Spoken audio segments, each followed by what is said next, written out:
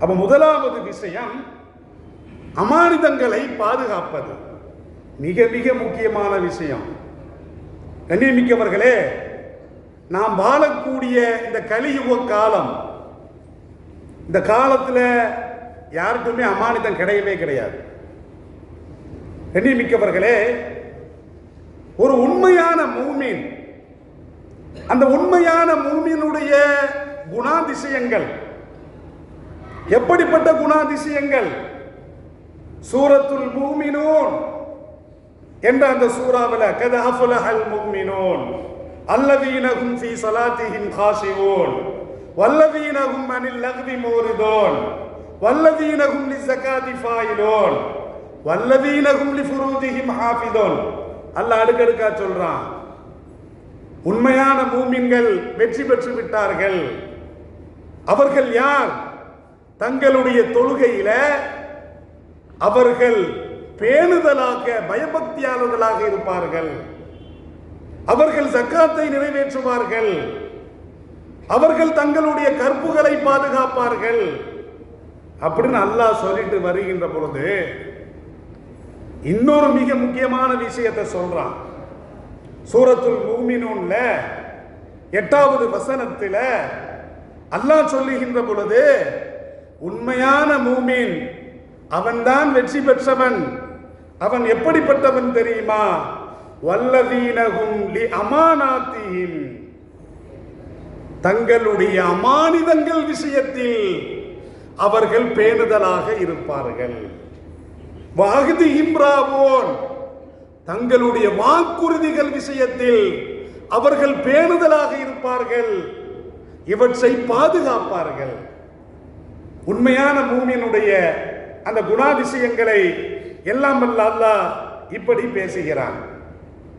கண்ணியமிக்கவர்களே, சூரத்துல் அன்ஃபால் 27வது வசனம், அதில் அல்லாஹ் பேசுகின்ற பொழுது யா அய்யுஹல்லதீன ஆமனு, ஈமான் கொண்டோரே, லா தஹூனுல்லாஹ, நீங்கள் அல்லாஹ்விற்கு மோசடி செய்யாதீர்கள். வர் ரசூல, அல்லாஹ்வுடைய ரசூலுக்கு மோசடி செய்யாதீர்கள்.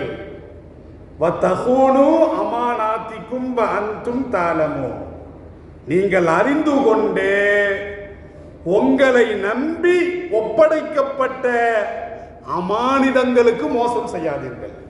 அல்லாஹ் குர்ஆன்ல சொல்றான். மூமின்னா அமானிதங்களை பாதுகாக்க வேண்டும். மூமின்னா நம்பி ஒப்படைக்கப்பட்ட அமானிதங்களை அவன் மோசடியில் ஈடுபடக்கூடாது. அல்லாஹ் குர்ஆன்ல சொல்றான். இது ஒவ்வொரு மூமினிடத்திலும் இருக்க வேண்டிய உயர்வான குணமாக இருக்கிறது. நபி ஸல்லல்லாஹு அலைஹி வஸல்லம் அவர்கள் அறிவிக்கக்கூடிய ஒரு செய்தி அஹ்மது, பஸ்ஸார், தபுரானி ஆகிய நபிமொழி தொகுப்புகளிலே பதிவு செய்யப்பட்டிருக்கிறது. ஸல்லல்லாஹு அலைஹி வஸல்லம் என்ன சொல்றாங்க தெரியுமா? லா ஈமான லிமன் அமானத லஹு, எவன்ட்ட அமானிதம் இல்லையோ அவன்கிட்ட ஈமானே கிடையாது. தாடி வச்சிருக்கான், தொப்பி வச்சிருக்கிறான், பெரிய தஸ்பிமணியை உருட்டுறான், அமானிதங்களை பாதுகாக்கிறது கிடையாது. ஸல்லல்லாஹு அலைஹி வஸல்லம் என்ன சொல்றாங்க? ஈமான் என்பது, இஸ்லாம் என்பது இந்த தோற்றத்தை வைத்து கிடையாது. நான் பெரிய ஜிப்பா போட்டிருக்கேன், தொப்பி வச்சிருக்கிறேன், தாடி வச்சிருக்கிறேன், இது ஈமானா? இது ஈமானுடைய அடையாளமா? ஸல்லல்லாஹு அலைஹி வஸல்லம் என்ன சொல்றாங்க? உள்ளத்துல இருக்கணும். அத்தக்குவா ஹாகுனா, அத்தக்குவா ஹாகுனா, அத்தக்குவா ஹாகுனா. உள்ளத்தை பார்த்து சொல்லுவார்கள். தக்குவா என்பது இங்கே இருக்கிறது, தாடியில கிடையாது. தக்குவா என்பது உடையில கிடையாது. தக்குவா என்பது தொப்பில கிடையாது. ஸல்லல்லாஹு அலைஹி வஸல்லம் எதுல சொல்றாங்க? உள்ளத்திலே இருக்கிறது. ஸல்லல்லாஹு அலைஹி வஸல்லம் சொல்றாங்க, எவனிடத்திலே அமானிதங்களை பாதுகாக்கக்கூடிய தன்மை இல்லையோ, நம்பி ஒப்படைக்கப்பட்ட அமானிதம், அமானிதத்திற்கு பல விளக்கங்கள் இருக்கிற, அதை சொல்லுகிறேன். அப்ப எவர்களிடம் அமானிதங்கள் இல்லையோ அவன்கிட்ட ஈமானே கிடையாது, இறை நம்பிக்கையே கிடையாது. சும்மா வாயால சொல்றதுக்கு இறை நம்பிக்கை கிடையாது. கண்ணியமிக்கவர்களே, அப்போ மனதால் ஏற்கிறதா வாயால சொல்றது, மனதால ஏற்கிறது, நடக்கிறது. இதான் ஈமான். ஸல்லல்லாஹு அலைஹி வஸல்லம் அவர்கள் சொல்றாங்க. மேலும் ஸல்லல்லாஹு அலைஹி வஸல்லம் அவர்கள் சொல்லுகின்ற பொழுது, வலா தீன லிமன் லா அஹ்தலஹு, எவன்ட வாக்குறுதிகள் இல்லையோ அவன்ட மார்க்கமே இல்லை. ஈமான்னா இறை நம்பிக்கை, உள்ளம் சார்ந்தது. மார்க்கம் என்று சொன்னால் உடல் சார்ந்தது. தொழுகை என்பது தீன், ஹஜ் என்பது தீன். அப்ப உடல் உறுப்புகளை சார்ந்தது, அது தீன், அது மார்க்கம், மார்க்க கடமைகள், மார்க்க வணக்க வழிபாடுகள். எவன்ட சுத்தமான வாக்குறுதி இல்லை, வாக்குறுதி பேணக்கூடிய தன்மை இல்லை அப்படின்னா அவன்கிட்ட மார்க்கமே இல்லை. வேஷ போட்டு அலையலாம். ஸல்லல்லாஹு அலைஹி வஸல்லம் அவர்கள் சொல்றாங்க, சூரத்துன் நிசா 58வது வசனத்துல அல்லாஹ் சொல்லுகின்ற பொழுது, இன்னல்லாஹ யஅமுருக்கும் அன் துஅத்துல் அமானாத்தி இலா அஹ்லிஹா, அல்லாஹ் உங்களுக்கு கட்டளை இடுகிறான், நீங்கள் கைப்பற்றி கொண்ட அமானிதங்களை, யாராவது ஒருவர் உங்களை நம்பி அமானிதங்களை ஒப்படைத்தால், யார் ஒப்படைத்தாரோ அவரிடத்திலே அவர் கொடுத்த அமானிதங்களை உரியவரிடம் சேர்க்கும்படி அல்லாஹ் உங்களுக்கு கட்டளையிடுகிறான். இப்படி சொல்றான். இப்ப நம்ம அமானிதம்னா என்ன நினைச்சிருக்கிறோம்? 10 ரூபா கொடுக்கிறாரு, பாதுகாப்பா வச்சிருக்கணும். ஒரு பொருளை கொடுக்கிறாரு, நகையை கொடுக்கிறாரு, பாதுகாப்பா வச்சிருக்கணும். ஆனால் இஸ்லாம் இதையும் தாண்டி சொல்லுகிறது.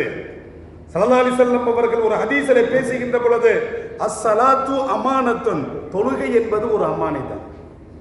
அஸ்ஸௌமு அமானத்துன், நோன்பு என்பது ஒரு அமானிதம். எல்லாமே அமானிதம். சாப்பிட்ற பொருள் அல்ல, பயன்படுத்தக்கூடிய பொருள் அல்ல, நகை அல்ல, எல்லாமே அமானிதங்கள். ஒரு 8 வகைகள் இருக்கிறது அமானிதங்கள் என்று சொன்னால். ஒன்று என்ன அப்படின்னா, இறை வணக்கம். இறை வணக்கம் என்பது அமானிதம். இதை ஒழுங்கா நிறைவேற்றணும். ஜும்மாவுக்கு மட்டும் வந்தா போதார், பெருநாளுக்கு மட்டும் வந்தா போதார், 27க்கு மட்டும் வந்தா போதார். கண்ணியமிக்கவர்களே, ஒவ்வொரு நாளைக்கும் 3 வேளை சாப்பிட்றோம். சில பேர் 5 வேளை சாப்பிட்றாங்க. பிரியாணி 5 நேரம் சாப்பிடுவாங்க. அப்போ ஒவ்வொரு நாளும் 5 கால தொழுகைகள், கடமைகள் இருக்கிறது. கண்ணியமிக்கவர்களே, இந்த கடமைகள், இந்த இறை வணக்க வழிபாடுகள், இது அமானிதம். உண்மையான முஸ்லிம் என்ன செய்வான்? அதை பாதுகாப்பான், பாழாக்க மாட்டான். 2வது, இஸ்லாம் சொல்லுகிறது உறுப்புக்கள் அமானிதம். இந்த உறுப்புக்கள் இருக்கா இல்லையா? கைகள் இருக்கிறது. கைகள் இருந்தால் லஞ்சம் வாங்கலாமா? கண்கள் இருந்த ஆபாசத்தை பார்க்கலாமா? அமானிதம். இறைவன் உனக்கு கொடுத்த அமானிதமான உறுப்புகள். லஞ்சம் வாங்கின, வட்டி வாங்கின, வட்டி மூசா வாழ்ந்த அப்படின்னா இறைவன் கொடுத்த இந்த அமானிதமான உறுப்புகளை நீ தவறாக பயன்படுத்துகிறாய்.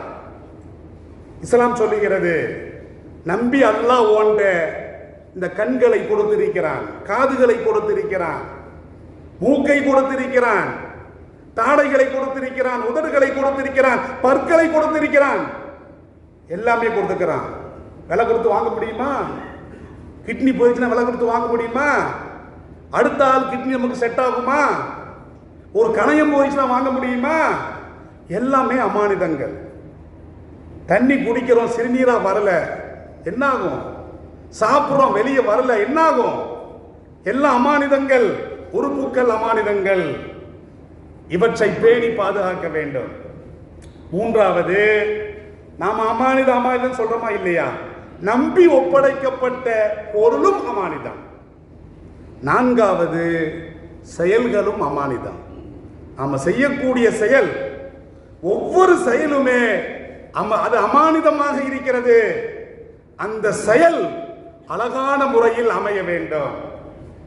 5வது, கொடுக்கல் வாங்கல் அமானிதம். பித்தலாட்டம் பண்ணக்கூடாது, கலப்படம் பண்ணக்கூடாது, மோசடி பண்ணக்கூடாது, கள்ளக்கணக்கு எழுதக்கூடாது, அடுத்தவனை ஏமாற்றக்கூடாது. கொடுக்கல் வாங்கல் அதில் ஈடுபடுகின்ற பொழுது அதுவும் அமானிதம் என்று இஸ்லாம் சொல்லுகிறது.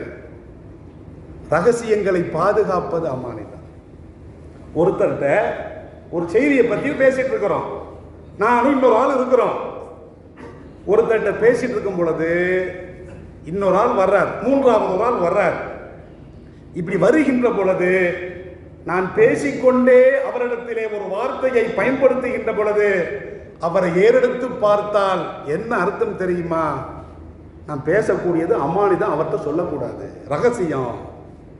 எண்ணிமிக்கவர்களே, ஸல்லல்லாஹு அலைஹி வஸல்லம் அவர்கள் சொல்றாங்க, ரகசியம் என்பது அமானிதம், அதை பாதுகாப்பது அவசியம். ஏழாவது இஸ்லாம் சொல்லுகிறது, பொறுப்புகள் அமானிதம். குடும்ப பொறுப்பாக இருந்தாலும் சரி, ஜமாத் பொறுப்பாக இருந்தாலும் சரி, பள்ளிவாசல் பொறுப்பாக இருந்தாலும் சரி, பொதுமக்களுடைய பொறுப்பாக இருந்தாலும் சரி, ஆட்சி அதிகாரமாக இருந்தாலும் சரி, பொறுப்புகள் என்பது என்னது? அமானிதம். ஒவ்வொருவரும் அவரவர் பொறுப்பு குறித்து நாளை மறுமையில் விசாரிக்கப்படுவார் என்று நபி ஸல்லல்லாஹு அலைஹி வஸல்லம் அவர்கள் சொல்றாங்க. எட்டாவது, சொல்லும் அமானிதம். ஒவ்வொரு சொல்லு, எண்ணிமிக்கவர்களே, ஒரு வார்த்தை மெல்லும், ஒரு வார்த்தை கொல்லும். ஏதாவது ஒரு எக்குத்தப்பா பேசணும்னா சிந்திய வார்த்தையை நாம எடுக்க முடியாது. எதை பேசுகிறோம், எதை சொல்லுகிறோம், அந்த வார்த்தை என்பது அமானிதம். தவறாக பயன்படுத்தினால் அதற்கும் தண்டனை உண்டு. இப்படி 8 வகையாக இருக்கிறது அமானிதங்கள். இதைத்தான் ஸல்லல்லாஹு அலைஹி வஸல்லம் அவர்கள் சொல்றாங்க, இந்த அமானிதங்களை பாதுகார். இப்னு உமர் அவர்களே, இந்த அமானிதத்தை பாதுகாத்தால் போதும், உலகமே உனக்கு கிடைக்கலனாலும் பரவாயில்லை என்று ஸல்லல்லாஹு அலைஹி வஸல்லம் அவர்கள் சொல்றாங்க.